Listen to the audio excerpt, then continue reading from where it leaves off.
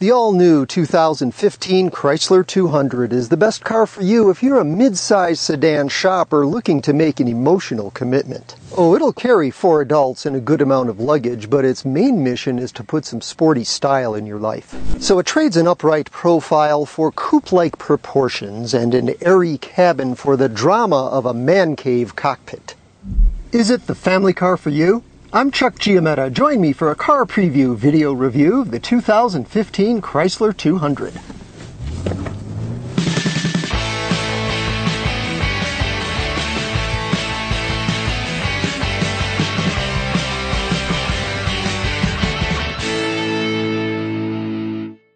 It'll never threaten the Honda Accord, Toyota Camry, or Nissan Altima for sales numbers, but Chrysler believes there's an audience for an affordable four-door that values attitude a little more than everyday utility. This is the car they advertise as imported from Detroit. It is made in Michigan, but underneath it's got a lot of Fiat engineering.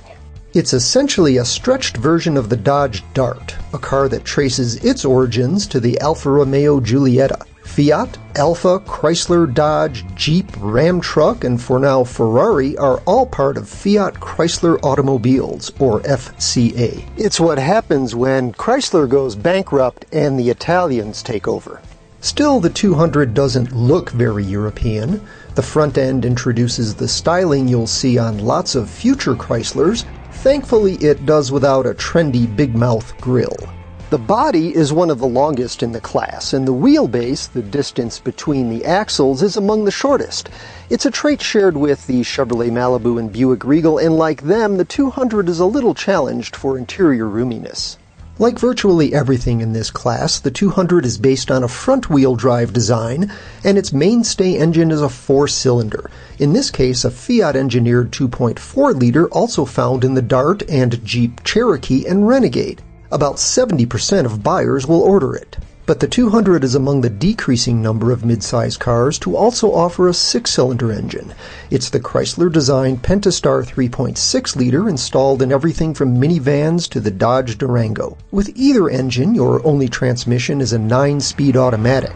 It's shared with the Cherokee and Renegade, but nothing else in the 200's competitive set has this many gears. The V6 costs about $2,000 more than the 4-cylinder, and this particular example, a 200S, combines it with another feature rare in this class, all-wheel drive.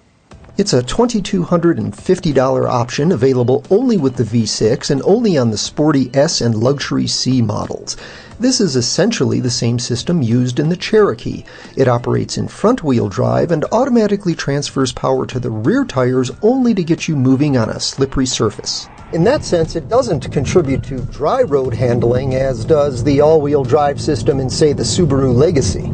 If you're at the wheel of a front-wheel drive 4-cylinder 200, you might wish for as much performance as the styling seems to promise. Acceleration is just adequate, and the engine sounds unpleasantly gruff when you floor it, which you will to pull into busy traffic or merge with a fast-moving freeway.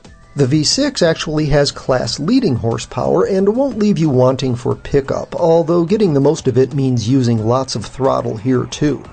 The hurdle is transmission gearing designed to maximize fuel economy, which nonetheless is mid-pack for both engines. As for handling, this is no corner-carving Alfa Romeo, but it is stable and predictable. The steering is accurate, and the degree of grip and body lean in turns is as much traditional Detroit as modern sports sedan. So is the compliant ride. Given that, stick with the sensible 17 and 18-inch tires. The low-profile 19s optional on S and C models generate too much road noise and thump too much over bumps to be worth any handling edge they may provide. All 200s share this high-fashion dashboard that manages to look racy and works well. Bluetooth is optional on the LX, but standard otherwise. So is a 5-inch touchscreen for audio and climate readouts. The optional 8.4-inch display hosts the available navigation system, which is Chrysler's corporate unit and could use less cartoonish graphics. The main instrument cluster is a little video gamey as well. A backup camera is available on all but the LX model, but only the S and C versions are eligible for the optional blind spot monitor and leather upholstery. Materials are a mix of hard and padded surfaces, nothing really distinguished. The switchgear feels kind of plasticky, but credit designers with a novel arrangement of some key controls.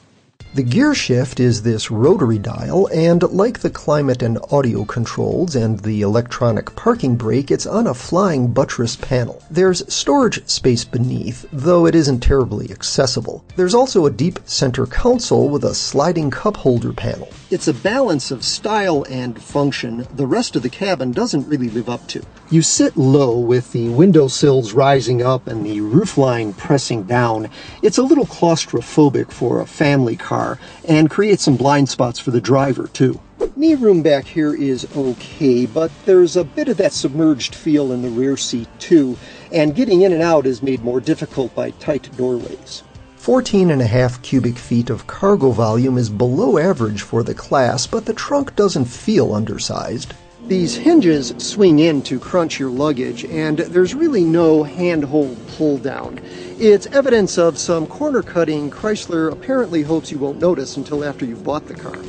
That's emblematic of a nagging sense that the 200 isn't quite all it appears to be. Chrysler seems to have taken a page from the Hyundai and Kia playbook, aiming to snare you with styling that catches your eye and base prices that get your attention. Yes, 200 pricing does start below that of the class leaders, though if you pour on the options, most of the gap disappears.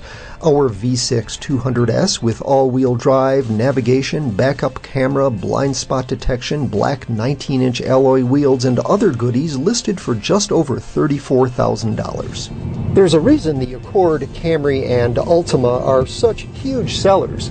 They don't compromise their family car values. The 200 is looking to trigger different emotions, even if you are buying it for your family. For more on this and other cars, trucks, and SUVs, go to carpreview.com and subscribe to our Car Preview YouTube channel.